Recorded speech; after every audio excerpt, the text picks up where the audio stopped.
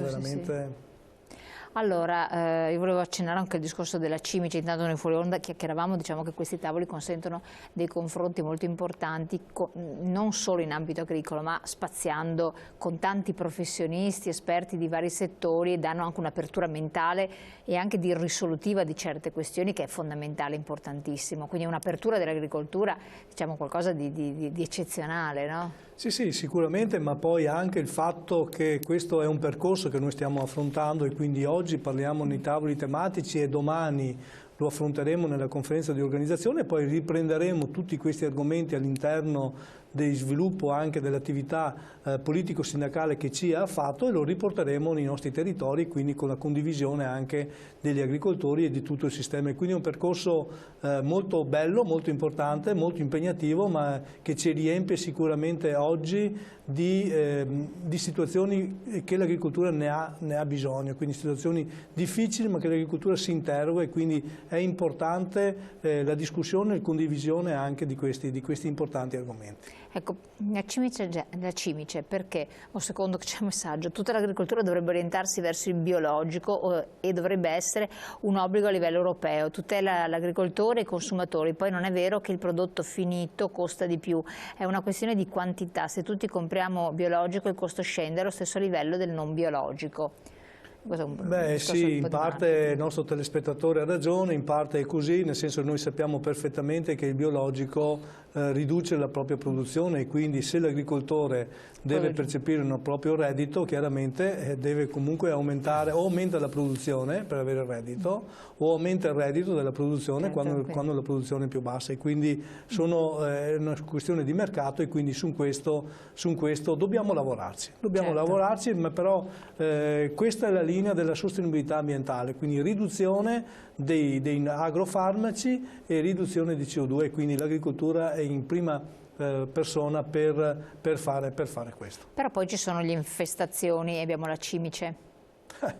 Il problema della cimice è un grossissimo problema che noi abbiamo nel Veneto, ma lo abbiamo oramai in tutto il nord Italia. Abbiamo fatto come CIA Agricoltori Italiani un'importante manifestazione a Ferrara il 30 di gennaio, in cui abbiamo posto con forza e determinazione i numeri che oggi sono numeri de debacle per quanto riguarda l'agricoltura, di una parte dell'agricoltura che è quella frutticola.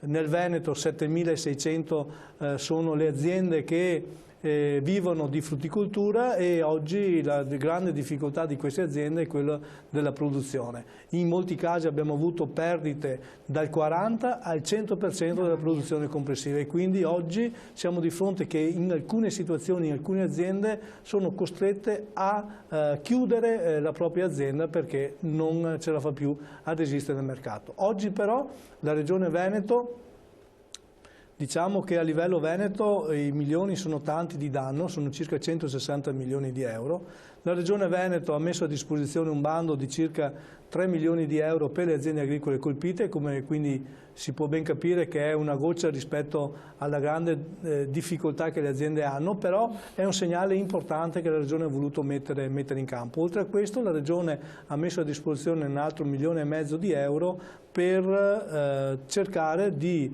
avere nella ricerca, e quindi negli insetti antagonisti alla cimice asiatica, una risposta positiva. Attendiamo dal Ministro Costa, e quindi a livello nazionale, la possibilità di utilizzare insetti antagonisti alla cimice asiatica come la vespa samurai, che potrebbe essere un elemento naturale ma di risoluzione del problema. Su questo attendiamo i 40 milioni di euro per il 2020 da parte del governo italiano, che ce li ha promessi, però ad oggi sono ancora fermi nel nostro cassetto. Congelatini.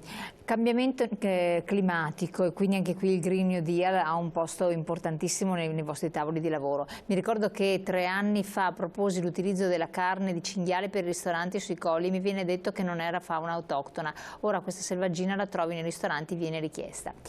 Torniamo a noi, quindi da questo punto di cambiamenti, so che fremerebbe per i cinghiali. Perché pensavo adesso al cinghiale con la peste suina africana dei nostri suini, che magari non vengano intaccati anche i nostri cinghiali, così anche quella carne che potrebbe creare economia non la creerà proprio più, però avremo la possibilità, una debug, per magari estirparne una grande quantità.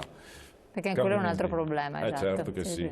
La sanità di quel tipo di carne. Infatti, questo sì. Si sono riscontrati alcuni piccoli casi anche nella Croazia di alcuni attacchi di peste suina su cinghiale. Oh mamma mia, caspita. Vabbè, ma non voglio complicare la Invece i cambiamenti climatici in quanto impattano costituiscono un rischio prevedibile e previsto, oppure a questo siete esposti ineluttabilmente? Beh, sicuramente noi dell'agricoltura con i cambiamenti climatici negli ultimi anni abbiamo veramente constatato che abbiamo l'estrema necessità che la prossima politica agricola metta in campo una gestione del rischio sostenibile per quello che sta succedendo. Perché riferisco questo? Riferisco questo perché se andiamo ad analizzare il 2019 e vediamo i primi mesi qui del 2020 ci rendiamo proprio conto che probabilmente i nostri progetti del paese che vogliamo sono proprio indotti a contrastare questo tipo di cambiamento climatico, l'aumento della temperatura globale della nostra terra e il scioglimento di ghiacciai, e a fronte di ciò sono convinto che la nostra azione la facciamo, però la dobbiamo condividere anche con i cittadini, cioè dal punto di vista del risparmio idrico, della gestione corretta dell'acqua, della salvaguardia della qualità,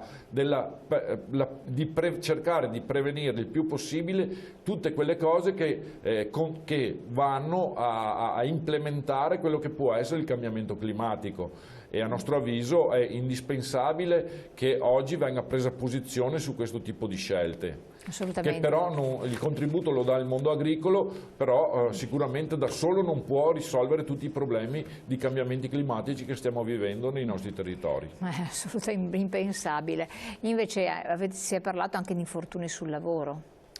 Beh, ieri abbiamo partecipato al tavolo regionale in cui tra l'altro un tavolo istituito dalla Regione Veneto, unico a livello nazionale, questo va dato atto alla Regione Veneto e della sensibilità ancora nel 2018 del tema degli infortuni sul lavoro. L'agricoltura, dai dati che sono stati forniti, ha avuto una riduzione importante degli infortuni, ma anche una riduzione importante degli infortuni mortali. Da 15 infortuni mortali del 2018 siamo passati a 7 nel 2019. Questo è frutto anche di una grande attività di formazione e informazione che le organizzazioni agricole fanno ai propri associati, insieme anche con lo SPISAL. Qui a Padova proprio abbiamo un progetto specifico con lo SPISAL che ha coinvolto più di 1100 aziende e ha l'obiettivo di coinvolgerne altre 2000 aziende per sempre più informare i nostri agricoltori dell'importanza e del corretto utilizzo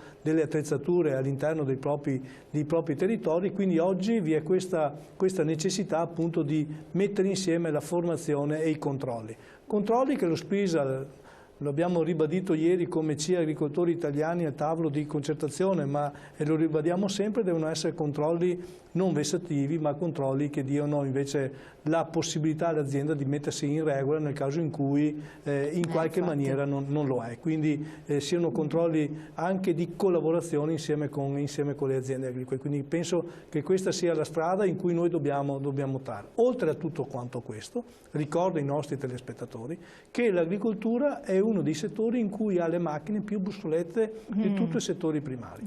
E quindi per questo noi chiediamo alla Regione che siano interventi anche mirati, ma interventi anche importanti, per cercare di cambiare le macchine agricole nelle aziende agricole, quelle obsolete, che hanno più di 25-30 anni di attività e che sono pericolose tra l'altro, e quindi abbiamo la necessità anche di fare una grande azione importante di investimento per le aziende agricole.